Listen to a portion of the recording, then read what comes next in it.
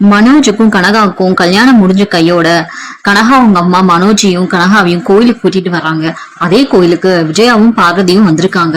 விஜயா மனோஜ மனக்கோலத்துல பாத்துட்டு, டே மனோஜ், என்னடா நடக்குதுங்க? ஃப்ரெண்டுக்கு கல்யாணம்னு போய் சொல்லிட்டு இங்க வந்து நிக்கிற. இந்த அம்மா உன்னை மாப்பிள்ளன்னு கூப்பிடுது. இந்த பொண்ணு என்னடானா உன்னை வந்து ஹக் பண்ணிட்டு இருக்கா. கனகாவோட அம்மா, என்னங்க சம்பந்தி, உங்க பையன் என் பொண்ணு கழுத்துல தாலி கட்டின போட்டோ தான் இருக்கு. என் பொண்ணுக்கு கொஞ்சம் மனநல சரியில்லைதான். ஆனா இதுக்கு மேல பல கோடி சொத்து இருக்கு. அதே நீ உங்களுக்கு பையனுக்கு தான். அடி சிறுப்பால பணத்துக்காக பெத்தவ முகத்துல கரிய பூசிட்டு இந்த பைத்தியத்தோட கழுத்துல தாலி கட்டினியாடா கேடு கெட்டவனேன்னு திட்டுறாங்க மனோஜ. அம்மா என்ன மன்னிச்சிடுமா, எனக்கு வேற வழி தெரியல. ரோகிணிக்கு டிவோர்ஸ் செட்டில்மெண்ட் பண்ண 5 லட்சம் படம் உடனே வேணும். இவங்க மொத்த சொத்தையும் என் பேருக்கு எழுதி தரேன்னு சொன்னாங்க.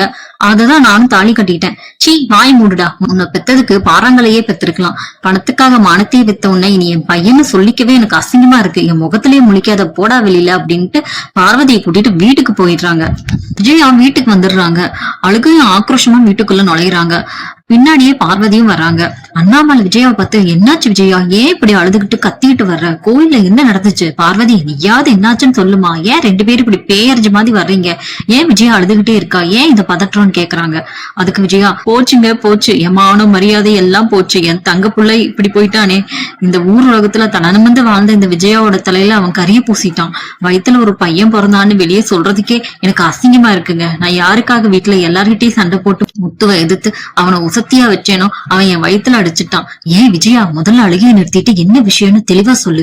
மனோஜ் அங்க என்ன பண்ணா? அவன் ஏதோ அவனோட காலேஜ் ஃப்ரெண்டுக்கு கல்யாணத்துக்கு போறேன்னு சொல்லி புது பட்டு சட்டை வேட்டின்ட்டு மடிச்சு கட்டிட்டு தானே காலையில போனா. அங்க என்ன விபரீதம் நடந்தது? பார்வதி சொல்றாங்க, அண்ணன் மனோஜ் எந்த ஃப்ரெண்டு கல்யாணத்துக்கு போகலன்னு. அவன் போனதே அவன் கல்யாணத்துக்கு தானே. யாருக்கு தெரியாம ஒரு பைத்தியக்கார பொண்ணு திருட்டுத்தனமா ரகசியமா கல்யாணம் பண்ணிக்கிட்டு கோயிலுக்கு வர்றானே. கோடி கணக்கா சொத்து கிடைக்கும்னு வெக்கமே இல்லாம பேசுறானே. என்னடி சொல்ற பார்வதி? மனோஜுக்கு கல்யாணமா? அறிவு கட்டவளே, அவனுக்கு தான் இன்னொரு ரோகிணி கிட்ட இருந்து விவாகரத்தே கிடைக்கலையே. போட்டு கேஸ் நிறுத்துக்கிட்டு இருக்கு. அதுக்குள்ள அவன் எப்படி இன்னொரு கல்யாணம் பண்ண முடியும்? நீ ஏதோ தப்பா பாத்திருக்கன்னு சொல்றாங்க.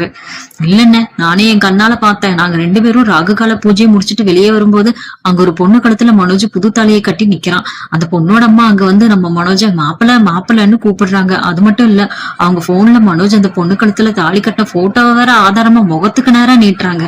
மனோஜ் பணத்துக்காக அந்த பைத்தியக்கார பொண்ணு கல்யாணம் பண்ணிக்கிட்டான்னு அண்ணாமலை அப்படியே நெஞ்சு புடிச்சிட்டு சோஃபால உட்காந்துக்கிறாரு.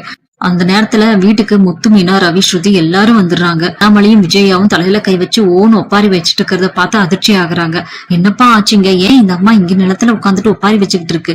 பார்வதி ஆண்டி, என்ன விஷயம்? அந்த மனோஜ் இங்க அவன் ஏதாவது புதுசா ஃப்ராட் பண்ணானா? முத்து, உங்க அண்ணன் மனோஜ் அந்த ரோகிணிக்கு விவாகரத்து செட்டில்மெண்ட் பணம் கொடுக்கணுங்கிறதுக்காக பல கோடி சொத்து இருக்கிற ஒரு பைத்தியக்கார பொண்ணா பார்த்து ரகசியமா கல்யாணம் பண்ணிட்டு வந்துட்டான். அந்த பொண்ணு பேரு ஏதோ கனகாவா. மீனாக்கு அதிர்ச்சி தாங்க முடியல. என்னது கனகாவா? ஏங்க அது அந்த பேரா சொன்னாங்க? ஏன் மீனா, என்னடி அப்படி யோசிக்கிற? கனகாதான். நம்ம கொஞ்ச நேரத்துக்கு முன்னாடி ஒரு பெரிய வீட்டுக்கு பூ டெக்கரேஷனுக்கு ஆர்டருக்கு போனோமே, அந்த பணக்கார வீட்டு பொண்ணு பேரும் கனகா தானே? ஆமாங்க, அதே பேரு தான். அதுவும் பைத்தியக்கார பொண்ணு தாங்க. அங்க ஒரு பொண்ணு பட்டு புடவை கட்டிட்டு எனக்கு கல்யாணம் பைத்திய மாதிரி தனியா பேசிட்டு இருந்தது. அந்த அம்மாவும் நேரமாச்சு, தாலி கட்டுற நல்ல நேரம் வருதுன்னு நம்மள அவசரமா பணத்தை கொடுத்து வீட்டை விட்டு துரத்துனாங்கல்ல. அட பாவிகளா, அப்ப அந்த வீட்டுல திருட்டுத்தனமா தாலி கட்டினது இந்த கேடுகிட்ட ஓடுகாலி மனுஷதானா? எனக்கு அப்பவே சந்தேகம் வந்துச்சுடா. அங்க அந்த விலகாந்தவ சந்தோஷ் புது சட்டையை போட்டுக்கிட்டு மாப்பிள்ள தோழன் மாதிரி நின்னுகிட்டு இருந்தப்பவே எனக்கு ஏதோ தப்பா பட்டுச்சு. அவனை அப்பவே புடிச்சு 4 மிதிச்சு என்ன விஷயம்னு கேட்காம விட்டுட்டேனே. நான் பெரிய கோட்டை விட்டுட்டேனே. ஸ்ருதி உடனே, ஓ மை காட், இது என்ன ஒரு மாதிரியா அசிங்கமா? ரோகிணி கிட்ட இன்னும் லீகலா டிவோர்ஸ் பேப்பர் சைன் ஆகலையே, கோர்ட்டு தீர்ப்பு வரலையே. அதுக்குள்ள மனோஜ் இப்படி ஒரு மேரேஜ் எப்படி பண்ண முடியும்? இது சட்டப்பெரிய மிகப்பெரிய குற்றமாச்சே. He will definitely go to jail அப்படிங்கிறாங்க. ஆமா ஸ்ருதி, அண்ணன் பண்ணது சாதாரண தப்பு இல்ல, இது ரொம்ப பெரிய கிரைம். இன்னும் ரோகிணிக்கும் அவனுக்கும் இருக்கிற பந்தம் சட்டப்படி முடியல. இப்ப இன்னொரு தாலியை கட்டியிருக்கானா, அவன் பெரிய சிக்கல மாட்டிட்டான். இது மட்டும் ரோகிணிக்கு தெரிஞ்சது அவ்வளவுதான். டேய் ரவி, அவனெல்லாம் ஒரு மனுஷனாடா, அவன் ஒரு மிருகண்டா. பணத்துக்காக எந்த லெவலுக்கு வேணாலும் இறங்குவான். முதல்ல அந்த ரோகிணி லட்சாதிபதினு நினைச்சு அவ பின்னாடி ஓடுனா. அவன் ஏமாத்தறான்னு தெரிஞ்சதும் குதிச்சான். இப்ப இவனே பணத்துக்காக ஒரு அப்பாவி பைத்தியக்கார பொண்ணை ஏமாத்தி அவளோட சொத்துக்கு ஆசைப்பட்டு கல்யாணம் பண்ணிருக்கான். இவன் இந்த குடும்பத்துக்கே ஒரு சாபக்கேடுடா. இவனால இந்த வீட்டு மானமே தெருவுல நிக்குது. மீனா உடனே ஆமாங்க, முத்து சொல்றது உண்மைதான். அந்த ரோகிணிக்கு மட்டும் இந்த விஷயம் தெரிஞ்சது அவ சும்மா இருக்க மாட்டா. அவ நேரா போலீஸ் ஸ்டேஷனுக்கு போய் கம்ப்ளைண்ட் கொடுத்தா மனோஜ் அடுத்த நிமிஷமே கூப்பிட்டு குண்டோட ஜெயில வச்சிருவாங்க. இப்ப அவரோட நிலைமை ரொம்ப மோசம்.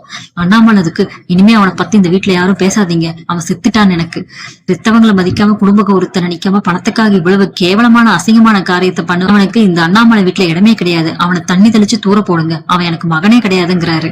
கனகா அவங்க அம்மா என்ன சொல்றாங்கன்னா, மாப்பிள்ள என்ன மன்னிச்சிடுங்க, அங்க நின்னுது உங்க சொந்தம்மான்னு தெரியாது, தெரிஞ்சிச்சுதான் நான் அப்படி போய் விவகாரத்தை பெருசாக்கி இருக்க மாட்டேன். இப்ப அவங்க கோமா கத்திட்டு போயிட்டாங்களே, அடுத்து நம்ம என்ன பண்றது, எனக்கு பயமா இருக்குங்கிறாங்க. எனக்கும் ஒன்னும் புரியல ஆன்டி. வீட்டு பக்கமா போனா என் அம்மா என்ன செருப்பை கட்டி அடிக்கும், எங்க அப்பா என் முகத்திலேயே முழிக்க மாட்டாரு. இனிமே என்னால என் வீட்டு பக்கமே போக முடியாது, நான் நடு ரோட்ல நிக்கிறேன். ஜோசியர் உடனே, பெப்பரப்ப மனோஜ், என்ன நீ சின்ன புலத்தரமா அழுதுகிட்டு இருக்க? இந்த ஜோசியர் வாக்கு என்னைக்குமே பொய்க்காது. உன்னோட ஜாதகப்படி உனக்கு இப்ப சாதாரண வாழ்க்கை இல்ல, கோடீஸ்வரர் வாழ்க்கை ஆரம்பிச்சிருச்சு. லட்சுமி கடாட்சம் உன் வீட்டு வாசல்ல வந்து நிக்குது. அந்த பொண்ணோட சொத்து உனக்கு வந்தா நீதான் அந்த ஊர்லயே பெரிய ஆளு. அதனால இந்த வாழ்க்கையை நீ வீணா கெடுத்துக்காத. கனகா அவங்க அம்மாவும், ஆமா மாப்பிள்ள, ஜோசியர் சொல்றதுதான் 100க்கு 100 சரி. இந்த காலத்துல எத்தனை பேரு பெத்தவங்களை எதிர்த்து அவங்களுக்கு தெரியாம கல்யாணம் பண்ணிட்டு அப்புறமா வீட்டுக்கு போய் அவங்களை சம்மதிக்க வைக்கிறது இல்லையா? அதே மாதிரி நீங்களும் தைரியமா உங்க வீட்டுக்கு வாங்க.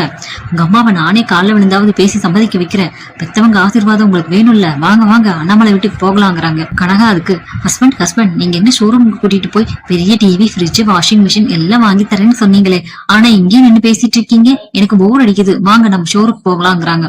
மனோஜ், கனகா கொஞ்சம் சும்மா இருக்கிறியா? உன் தொல்லை வேற எனக்கு பெரிய தொல்லையா போச்சு. சரிவா, ஆன்டி வீட்டுக்கு போய் என்னதான் நடக்குதுன்னு பாப்போம், அவங்கள சமாதானப்படுத்த ட்ரை பண்ணுவோம். மனோஜ், கனகா அவங்க அம்மா எல்லாரும் மனோஜோட வீட்டுக்கு வர்றாங்க. முத்து அவங்கள பார்த்துட்டு, அம்மா அப்பா எல்லாரும் கொஞ்சம் சீக்கிரம் வாசலுக்கு வந்து பாருங்க, யாரு வந்திருக்காங்கன்னு பாருங்க. நம்ம வீட்டு சொத்து பத்து கௌரவத்தை எல்லாம் விற்க போன புது மாப்பிளையும் புது பொண்ணும் வந்து வாசல்ல நிக்கிறாங்க.